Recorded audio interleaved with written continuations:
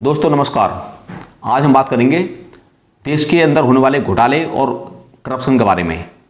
देश के अंदर हमारे यहाँ घोटाले और करप्शन इतने हैं कि यदि हम उन्हें गिनने बैठ जाएं तो हम गिन नहीं पाएंगे। काफ़ी तो ऐसे हैं जो अंडरग्राउंड हैं, जो आज तक बाहर निकल के भी नहीं आ पाए। और हमारे यहाँ देश के अंदर भ्रष्टाचार में, घोटालों में इतना पैसा बर्बाद होता है कि जितना कि भूटान या मालदीव देश अपनी देश की एक साल का खर्चा चला सकते हैं, यानी उनकी जीडीपी के बराबर। कभी हमारे देश को सोने की चिड़िया कहा जाता था, पर आज मिट्टी की चिड़िया भी नहीं रही हमारे यहाँ। मिट्टी भी बिकती है हमारे देश के अंदर, उसमें भी घोटाला होता है हमारे यहाँ देश के अंदर। अर्जुन सेन गुप्ता कमेटी बनी थी, उसने बताया था कि हमारे देश के अंदर 80 करोड़ लोग गरीबी रेखा के नीचे जी रहे हैं। ये संख्या दुनिया के जितने भी देश हैं उनमें सबसे ज़्यादा गरीब देश हिंदुस्तान के अंदर है। आखिर क्यों? कारण यही जो मैंने बताया आपको, घोटाले और करप्शन। और गरीबी का पैमाना क्या है? गरीबी की पैमाना अलग अलग सरकार बनाती है जानबूझ करके दिखाने के लिए हमारे देश के अंदर गरीब कम है। गरीबी का पैमाना इंटरनेशनल ये है कि यदि कोई व्यक्ति देश के अंदर $1.49 से कम कमाता है पर डे तो वो गरीब माना जाएगा।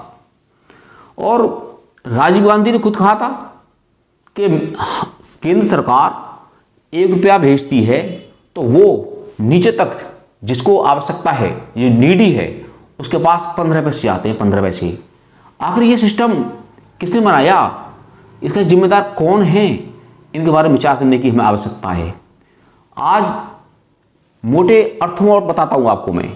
यदि हमारे पास ₹100 रखे हुए हैं यहाँ पर हमारे पास, उसमें से 73 रुपये सिर्फ एक आदमी के पास है, एक आदमी के पास, और 27 रुपये 99 के पास है। कितनी विषमता देश के अंदर आ गई है। और इनकी सबकी जड़ वो है देश के अंदर घोटाले और करप्शन। मैं आपके सामने 6 घोटाले रखूंगा, बताऊंगा। घोटाले तो बहुत हैं, बताते बताते मैं थक जाऊंगा मैं। आप इन 6 घोटालों में से किस घोटाले को सबसे बड़ा घोटाला मानते हैं? और आप भी बताइए कि आपके हिसाब से कौन सा घोटाला जो मैंने नहीं बताया मुझे बताएं कि ये घोटाला बड़ा है। तो मैं आपके सामने 6 घोटाले जो हैं मेन, जिन्हें मैं मानता हूं, वो आपके सामने मैं रख रहा हूं। ध्यान से आप समझें। आप हिंदुस्तान 1947 में आज़ाद हुआ था, और हिंदुस्तान में पहला घोटाला जो हुआ था, जिसकी जड़ जो जमी थी, वो जमी थी 1949 में। उसे हम बोलते हैं जीप घोटाला। भारत सरकार ने आर्मी के लिए 15 जीप का ऑर्डर दिया था इंग्लैंड के लिए। इंग्लैंड से जीप आनी थी, उसकी जो अमाउंट जो थी 15 जीप की, 15 जीप के लिए 1,72,000 पाउंड का एग्रीमेंट हुआ था, और हमने वो पैसा कंपनी को दे दिया था। वहाँ से जो जीप जो आई थी, उस समय जो जीप जो आई थी वो रिकमेंडेशन करी थी हमारे जो हाई कमिश्नर थे यूके के अंदर, वीके कृष्णा मेनन। उन्होंने रिकमेंडेशन की थी कि ये जीप ठीक हैं। जब वहाँ से 155 जीप आई थी पहली खेप में, जिस तरह से राफेल की 5 उड़ान हमारे देश के अंदर आई थी, तो वो 155 जीप बंदरगाह यानी पोर्ट से उतर करके गैराज तक आने में कई जगह खराब हुई। तो ये देश का पहला घोटाला था जो इतना बड़ा अमाउंट देश का बर्बाद हुआ था। और ताजुब की बात यह है कि उसकी हमने पेमेंट भी कर दी थी, और जवाहरलाल नेहरू ने वीके कृष्णा मेनन को देश का रक्षा मंत्री बना दिया था। इसको बोलते हैं बीज घोटाला। यहाँ से हमारे देश के अंदर 1949 से पहला घोटाला हुआ था, जिससे हमारे घोटाले की परत दर परत जमती चली गई हमारी। दूसरा घोटाला 2G स्पेक्ट्रम घोटाला। आप सभी जानते हैं कि संचार जो कंपनी होती है, रिलायंस, वोडाफोन, ढेर सारी हैं, आप सभी जानते हैं। इसमें स्पेक्ट्रम का बंटवारा होता है, स्पेक्ट्रम की नीलामी होती है। जैसे J&K के लिए अलग कीमत होगी और दिल्ली के लिए अलग कीमत होगी, नॉर्थ ईस्ट के लिए अलग कीमत होगी, तो यूपी के लिए अलग कीमत होगी। तो डी रजा हमारे यहाँ संचार मंत्री थे, उन्होंने स्पेक्ट्रम की नीलामी अपने जाने पहचाने दोस्तों को, कंपनी वालों को दे दी पौने पौने दामों पर। उसमें जो घोटाला हुआ था उसकी अमाउंट देखिए आप। वो घोटाला था हमारा 1,76,000 करोड़ घोटाला हुआ था। वो डी रजा आज जेल में गए थे, वहीं उनका क्या हाल हुआ था सभी आप जानते हैं। अगला घोटाला बताता हूँ आपको। अगला है कोयला घोटाला।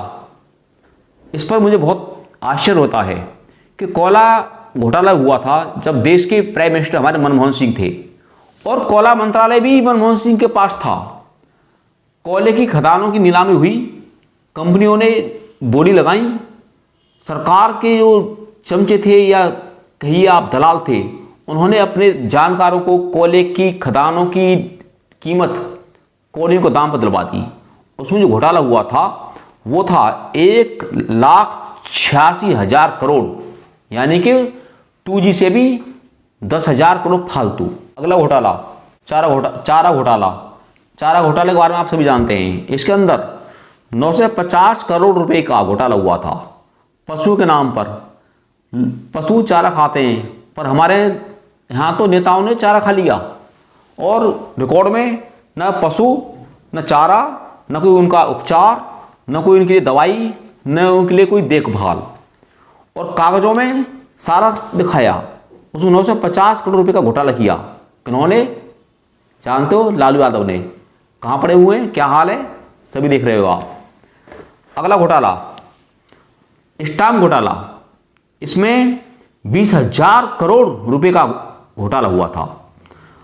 अब्दुल करीम तेलगी, जो एक फल बेचता था, उसने अपने सांठ गांठ से, नकली नोट बनते हैं इस तरह से, उसने नकली स्टाम्प बनाए। और स्टाम्प कहाँ लगते हैं, मैं 2-4 एग्जाम्पल आपको बता रहा हूँ। जैसे रजिस्ट्री कराते हैं मकान की या दुकान की, या हम कोई खरीद फरोख्त करते हैं खेती की या किसी की भी हम, या नोटरी का हम कोई वो बनवाते हैं, या एफिडेविट बनवाते हैं हम, तो वहाँ पर ये स्टाम्प लगते हैं। तो उसमें नकली स्टाम्प चला दिए, और कहने के लिए सोचिए, उसने देश की अर्थव्यवस्था, इकोनॉमी के समानांतर अपनी इकोनॉमी खड़ी कर दी।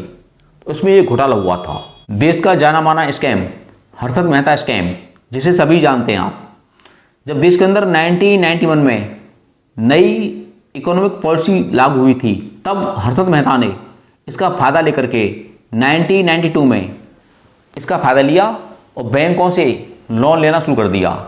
इसके लिए इसने नेताओं से, ब्यूरोक्रेसी, जितने भी अधिकारी थे, उनसे अपनी सांठगांठ की, उनसे अपने मधुर संबंध बनाए, और इसके लोन 15 दिन में अप्रूव होते थे। जो लोन से पैसा आता था उसे यह स्टॉक मार्केट में लगाता था, और उसके बाद बैंकों को प्रॉफिट के साथ पैसा वापस करता था। इससे अपनी इमेज बनाई कि हाँ, ये ईमानदार आदमी है। और एक साख जब बनी तो बैंक वालों ने भी उसको लोन देना शुरू कर दिया आसानी से। इसने खुद बैंक की फेक, फर्जी BR बनाई, उसका आधार पर लोन लिए, और लोन लेने के बाद अपनी कंपनी बनाई। उसका नाम था ACC। इसके शुरुआत में जो शेयर की जो वैल्यू थी वो थी 200 रुपये, और बाद में वो बढ़कर बहुत तेज़ी से जंप लेने के बाद उसके वैल्यू हुई 9,000 रुपये पर यूनिट। तब लोगों ने सोचा कि ये कंपनी वास्तव में ग्रोथ कर रही है, तो लोग बागों ने अपने पैसे इसमें डालने शुरू कर दी, लगाने शुरू कर दी शेयर मार्केट के अंदर। जब बैंक वालों ने देखा कि टाइम पूरा हो गया है, अपने पैसे मांगे, देने में असमर्थ रहा, तो वो पैसा डूब गया। तो 5,000 करोड़ की चपत इसने लगाई थी देश की इकोनॉमी को। और इसके ऊपर फिल्म इंडस्ट्री में एक फिल्म भी बनी हुई है हर्षद मेहता के ऊपर, आपने शायद वो देखी होगी। और मैंने जो विचार रखे हैं आपके सामने घोटाले के बारे में, आपको वो किस प्रकार लगे, और हो सकता है कि आप जो मैंने बताए इससे भी बड़ा घोटाला आपके दिमाग में हो, वो आप मुझे कमेंट करके मुझे बताएं। और मेरे channel Sanjeev Bhardwaj educational videos को